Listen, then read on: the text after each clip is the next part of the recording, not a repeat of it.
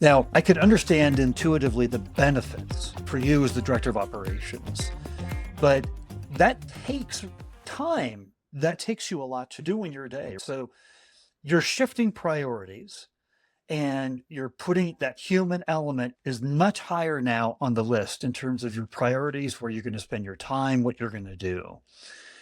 In your own words, why? What is the benefit that you get out of it? And not holistically, they're going to feel the better part of our organization, but tangibly, you're held accountable to KPIs. You've got to run a successful operation. Why do you invest that much time?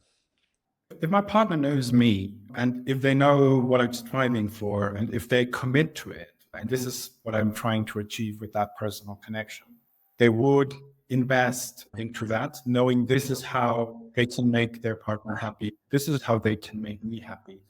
They would probably go above and beyond when it comes to achieving certain metrics, reaching certain KPI goals, because they know, okay, this is what makes Henry and this is what makes TechSumway successful. Just only be for our own benefit. It takes load off my shoulder because I can rely not only on internal resources, but also on my partner's resources to be innovative, to see things that I don't see and to give me a heads up without charging me for a heads up. And that way be quicker, be ahead of the competition, and also be a role model inside the whole industry. The one big theme to what you just said there was, to me, was like investing in those relationships, spending that time gives you the trust that they're going to work hard on your behalf and be happy to do that.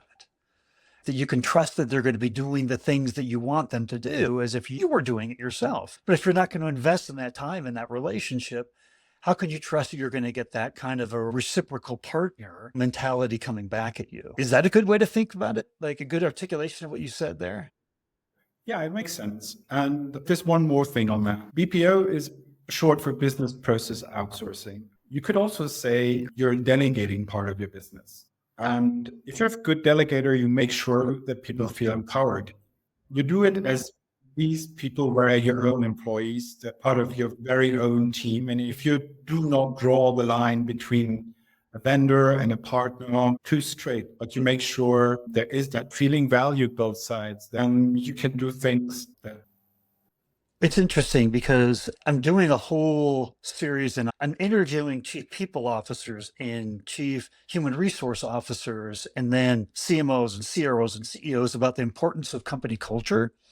And it's really about creating engagement and having people feel like they're a part of the team and they're empowered so that they feel loyal and they stay longer and more high performance. Everything you just said is, to my mind, you're investing in the time to create the right culture between you and your BPO partner. So they feel valued, they feel a part of the team, and they want to do more work for you, and you can trust in that relationship. I keep asking this podcast because everything that you say, it's so meaningful, and I just want to make sure that I'm hearing it right. Is that a good way to articulate this? That you're basically investing in the culture and the working relationship between you and your BPO partners? Absolutely. And there's lots of payback, not only from a very business point of view, but also from a cultural point of view.